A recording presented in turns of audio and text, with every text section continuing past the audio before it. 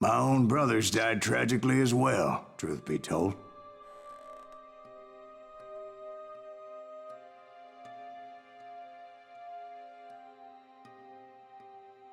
It was 1868, and me and my older brothers were pulling a tidy profit running cattle into Juarez, Mexico. One night after my brothers retired for the evening, I found a little poker game in a cantina with a couple of cowboys. And I just couldn't lose. I even won an old Spanish coin that had to be 100 years old. Well, I was mighty pleased with myself the next morning as my brothers and I rode for Texas. But before we crossed the border, those cowboys caught up with us. It was Johnny Ringo, Roscoe Bob Bryant, and another asshole named Jim. They wanted their money back and everything else we had, including our lives, as those boys didn't want us coming for them later. Bob put that old Spanish coin in my mouth and said, "I won't have it said that I left you with nothing, boy." Well, those horses bolted, and there we hung as those bastards rode away. The branch finally snapped under the weight of the three of us, but being my older brothers were bigger and heavier, they were already dead. And right then I swore to myself that I would avenge them. Ringo you know about. But Bob eluded me, until I heard he was riding with the Wild Bunch.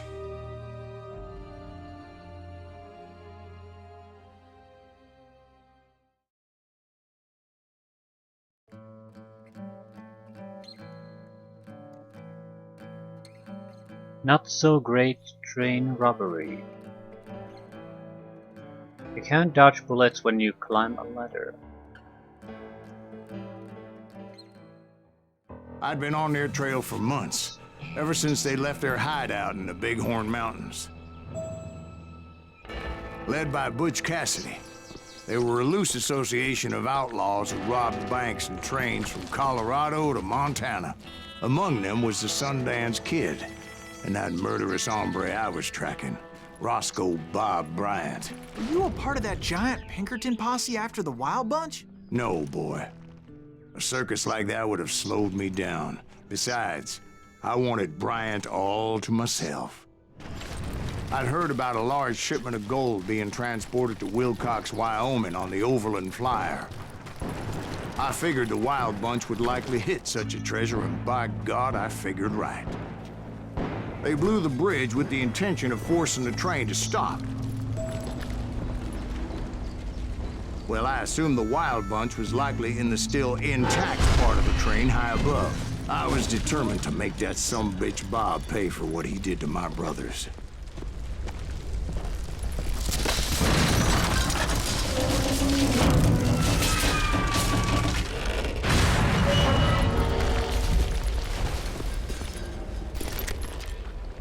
An ammo reload. So I guess the fighting will start now. My ears are still ringing from blowing up that bridge. What'd you say? I can't hear a goddamn... Well, I made my way off unscathed and came upon a few members of the gang and had no choice but to dispatch them. From there, I had to negotiate an even more precarious route. But first, I would need to get my ass out of there.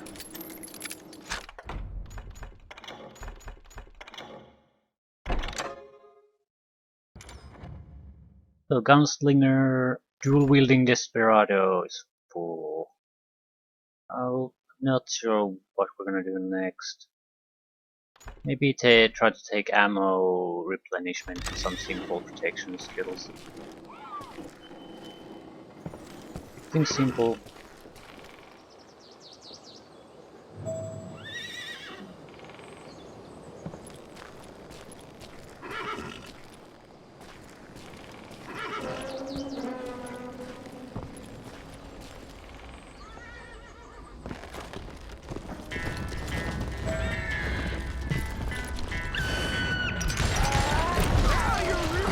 Jumped from the frying pan into the fire as the train was clearly fixing to fall.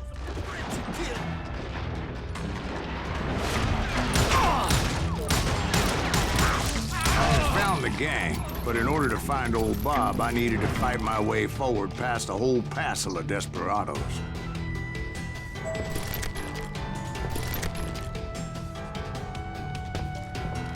Outside, inside, any way I could, I made my way towards my prey.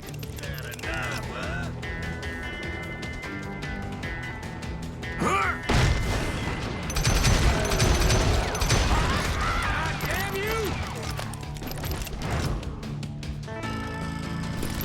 Can't hide forever!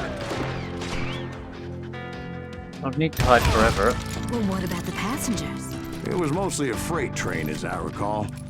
There were no passengers aboard that day.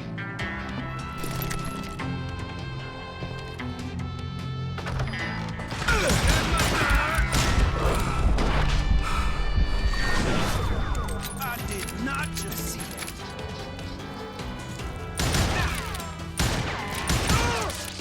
Yeah, that's bad.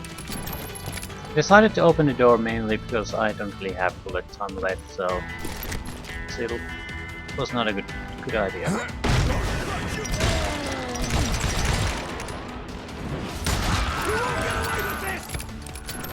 Pretty sure I will. Damn law dog.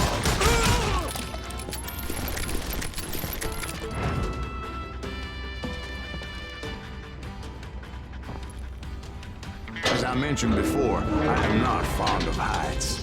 But I was too busy dodging bullets to worry about falling to my death.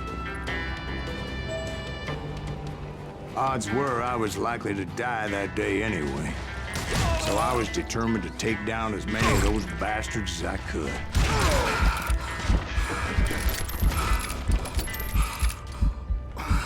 You can't hide from me. Particularly want to either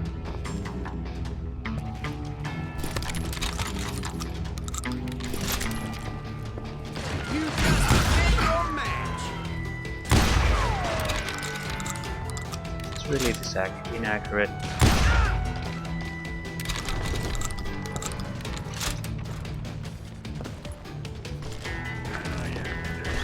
Times it was like shooting ducks in a shooting gallery. The only difference is these damn ducks shot back.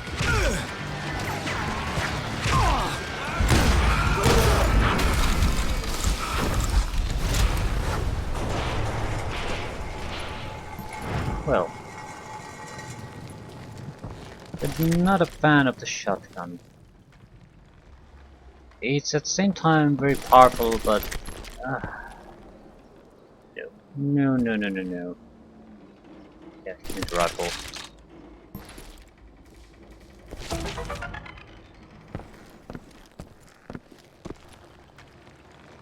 And where exactly are we supposed to go?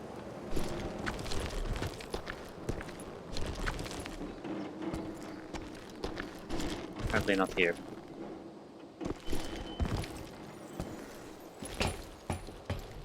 I kept hoping the law would show up and give me a hand. You mean like that giant Pinkerton posse that I read about? Did they come riding in, guns a-blazing to help?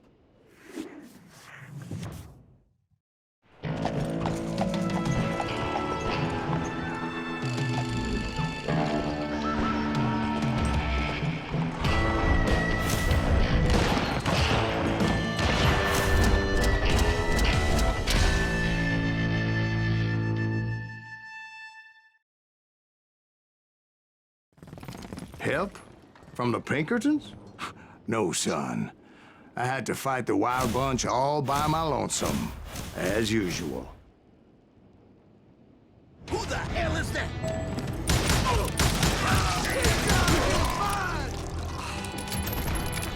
Take cover! Retreat! Retreat!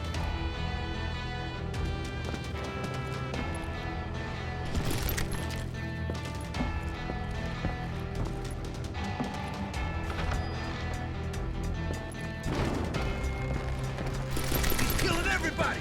Ready to meet your maker. They'll Yes, kill he us is. all! Kill them!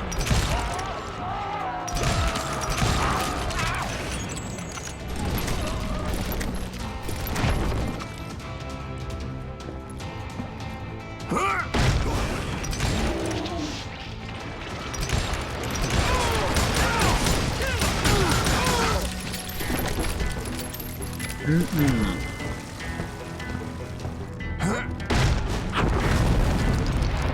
My the hell's guess going is on? those dime novels didn't portray this as it happened, did they?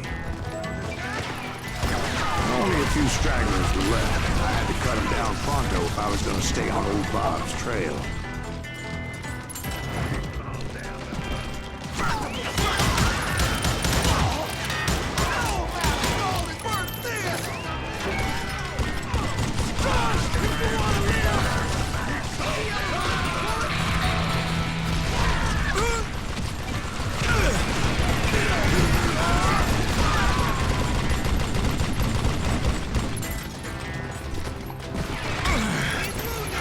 Oh shit. I'm stuck.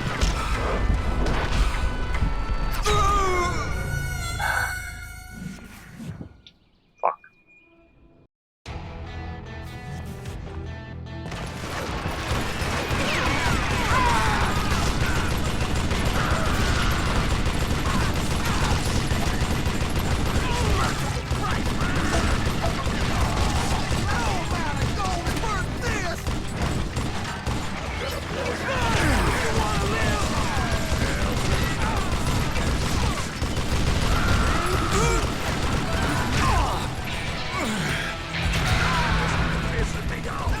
Shoot that stupid son of a bitch!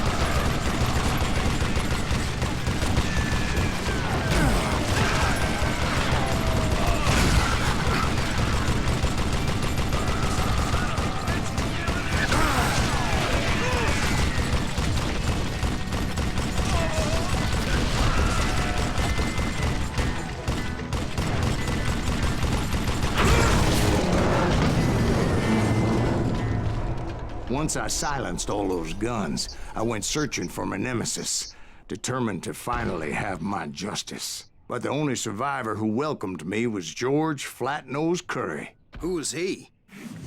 The fastest gun in the gang. Right after Sundance, I mean.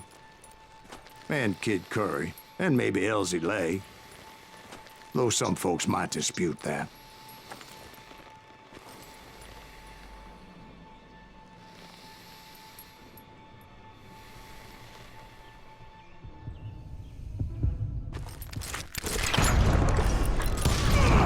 On that Right in the very balls. same day, Butch Cassidy and the Sundance Kid decided to leave the Wild Bunch behind and decamped for South America.